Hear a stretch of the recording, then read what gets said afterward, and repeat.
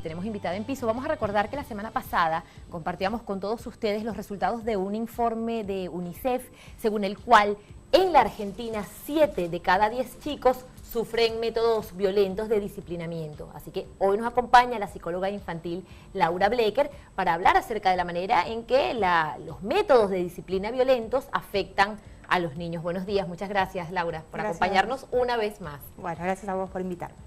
¿De qué manera los métodos violentos para disciplinar, ya sean gritos, ya sean golpes, afectan a los niños? ¿Cuáles son las consecuencias después que ellos sufren? Bien, tenemos que pensar que el chico está a la merced del adulto, ¿sí? Es decir, está siempre condicionado por el adulto con el que conviven y que está en plena formación, en pleno crecimiento y desarrollo de su personalidad, de su subjetividad, con lo cual cualquier evento que surja en su infancia va a generar una marca, un impacto. Si estamos hablando de un evento negativo como es la violencia, este impacto va a ser violento, ¿sí? Las consecuencias van a depender obviamente de la magnitud, del tiempo, de qué otras vivencias tenga.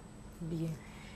Depende también del momento de la vida, de la edad en la que reciben, digamos, esos malos tratos, o a lo largo de toda la niñez va a ser definitivo que reciban un buen trato para que después en la adultez, bueno, sean adultos que no vayan a ejercer violencia o que no tengan secuelas de eso. No, es a lo largo de toda la niñez, ¿sí? Obviamente cuanto más pequeño, más endeble es el chico, más endeble es su psiquis, ¿sí? Entonces más puede ser avasallado por lo que suceda. Pero esto en cualquier parte de la niñez genera un impacto y va a tener a futuro su consecuencia, ¿sí? Que no quiere decir que a futuro sea un niño, un adulto violento, pero sí que va a tener su consecuencia en su personalidad y en su forma de afrontar determinadas situaciones, ¿sí? Sí. Pensemos que la violencia lo primero que genera es esta sensación de desprotección y de necesidad de autocuidado y de hipervigilancia para defenderme ante esas situaciones de las que otro no me está defendiendo o las está generando aún peor cuando son estos adultos de cuidado, ¿sí? Claro. Entonces esta hipervigilancia hace que tengamos niños estresados, niños que generen mucha ansiedad, que todavía su cerebro no está maduro para poder afrontar esta ansiedad que les genera. Bien, sí, te preguntaba lo de la franja etaria, porque recuerdo que el estudio de UNICEF resaltaba esta estadística, que 7 de cada 10 niños sufren algún tipo de violencia por parte de los cuidadores, y hacían referencia a niños entre 2 y 4 años, pero en cualquier caso, digamos, no se va a pensar el ejercicio de la violencia en ningún momento de la vida, ¿no? Por esto mismo, ¿no? De que cuanto más chiquitos, más desprotegidos están, ¿sí? Pensemos, la violencia genera un impacto en todas las personas, en adultos también. Lo que pasa es que el adulto tenemos ya otra estrategia para poder defendernos. El niño no, y cuanto más pequeño, menos todavía tiene a nivel físico y psíquico para poder defenderse de eso que le está pasando. Bien, depende el tipo o la forma que asuma ese gesto violento, de eso van a depender las secuelas, es decir, va a ser menos grave el grito que un golpe, o todas las formas violentas de disciplinamiento van a generar secuelas, van a dejar marcas. No, toda forma de violencia genera marcas, ¿sí? Y también, a ver, mayor o menor intensidad genera marcas, ¿sí? Esto es importante tenerlo en cuenta. Mira, se hizo un estudio en la Universidad de Londres en la que, bueno, a un grupo de niños víctimas de violencia le mostraban fotos de personas enojadas, ¿sí? Se estudió a nivel cerebral qué es lo que pasaba y veían que se activaban determinadas zonas del cerebro que tenían que ver con esto de prepararse para estresar el cuerpo y prepararlo para defenderse o para huir, ¿sí? Lo llamativo de esto también es que se hizo el mismo estudio con soldados traumados por eventos bélicos, ¿sí? Posguerra, y tenían las mismas activaciones y las mismas respuestas cerebrales, ¿sí? Si el cerebro responde de esta manera, entonces el psiquismo y la subjetividad y la emocionalidad también está respondiendo a esto, ¿sí? Mínimo a este estrés que genera. Y no puede dejar de impactarnos que niños tengan la misma reacción que soldados. Claro, es bastante preocupante, sí, ¿no? Bueno, y además es como un indicio irrebatible de las secuelas de la violencia Exactamente, sí, eran chicos, bueno, no de una violencia determinada, sino de víctimas de violencia, de algún tipo. Bien. ¿Y qué indicadores dan cuenta de que un niño está siendo maltratado? ¿Qué indicadores nos pueden decir? Bueno, este chico está siendo sometido a malos tratos por parte de sus cuidadores. Bien, bueno, tenemos los indicadores físicos si es que los hubiera, ¿sí? Que también acá prestemos atención que hay zonas que los chicos suelen golpearse a veces porque son inquietos, pero hay otras que no, ¿sí? Entonces golpes muy seguidos, golpes en lugares llamativos, papás que excusan o que no se hacen cargo de esto, también hay que ver, ¿sí? Si los padres tienen esta actitud media evitativa de no responder a eso o de responder de una manera como si el niño fuese de su propiedad, ¿sí? Digo papás como cuidadores, porque puede ser cualquier cuidador. En cuanto a las cuestiones más conductuales, esto que yo les decía, la hipervigilancia, un niño que está ansioso todo el tiempo mirando a ver en qué momento puede llegar a pasar algo, ¿sí? A veces pueden tener reacciones un tanto más, digamos, de enojo y de berrinche, otras son niños que se retraen y que tratan como de siempre estar cautelosos. Esas son en general las manifestaciones que vemos. Ahora bien, ¿cómo establecer los límites o cómo marcarles a los chicos cuáles son los límites? Porque seguramente muchas personas estarán diciendo, bueno, pero hay momentos en los que me siento desbordada o desbordado. ¿Cómo poder establecer los límites sin tener que llegar al grito y a los malos tratos, no? Bien. Primero, creer que los límites pueden establecerse sin necesidad de violencia. ¿Por qué equiparamos todavía violencia al límite? No tiene nada que ver. Es más, mira, si yo te digo, si yo vengo y cuento, no, lo que pasa es que mi marido no llena la jarra de agua y la pone vacía en la heladera. Se lo dije 1, 2, 3 veces y a la cuarta me enojé y le pone un cachetazo. Porque no la pone. Que dicen también los adultos respecto a los niños muchas veces. Suena absurdo, mínimo suena absurdo, si no violento, ¿no? Entonces, ¿por qué creemos que en el chico sí? ¿Porque podemos? ¿Porque el chico no nos va a responder? No nos va a responder, digo, con el cachetazo, o no va a abrir la puerta y se va a mandar a mudar como lo haría un adulto.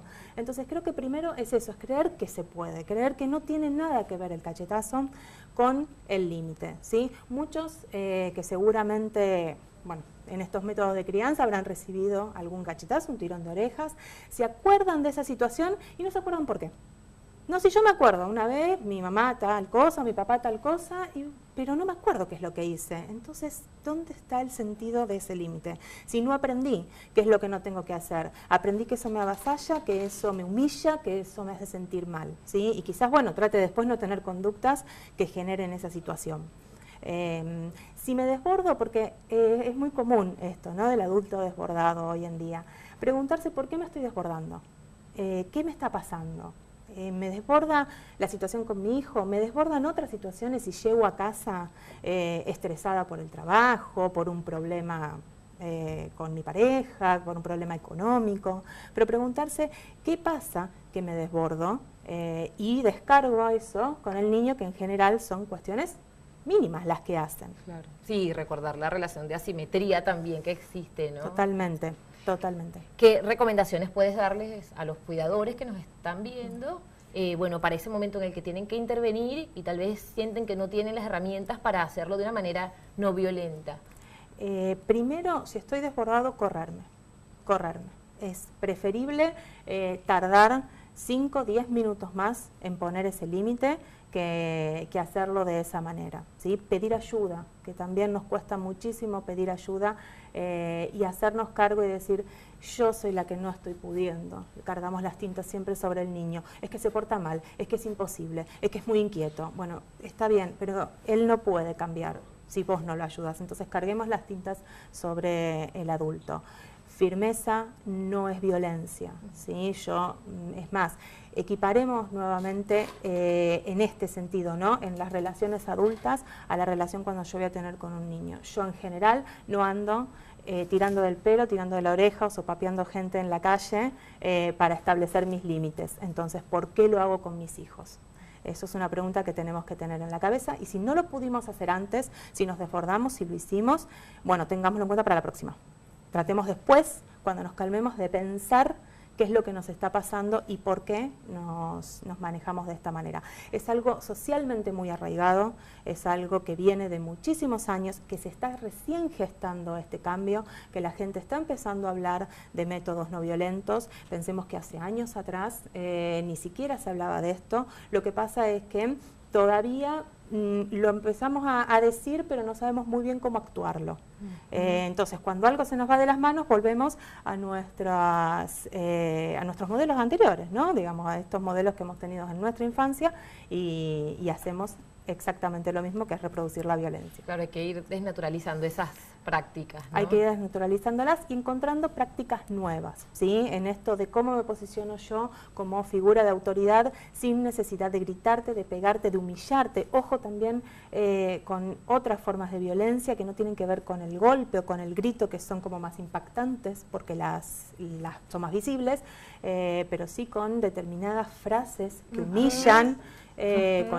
Con amenazas, ¿sí? Te voy a dejar, me voy a ir de acá, no te voy a querer más, estas cosas muy sutiles que encima se dicen por lo bajo. Y ¿sí? que también hacen mella en la subjetividad de los niños, ¿no? Totalmente. O estas cosas que también empezaron a pasar de ignorarlo en el momento en que más necesita que le estemos prestando atención, ¿sí? Esto de decir, bueno, ignora la conducta si desaparece. Ojo, sí es una estrategia que a veces funciona, pero en general esto de ignorar al chico no es muy productivo, que digamos, aparte que en general lo estamos ignorando. Pensemos que también es violento, situaciones, no sé, le está pasando algo lindo y yo estoy más pendiente de la foto para las redes sociales que para el niño. Este abandono medio encubierto también es violento.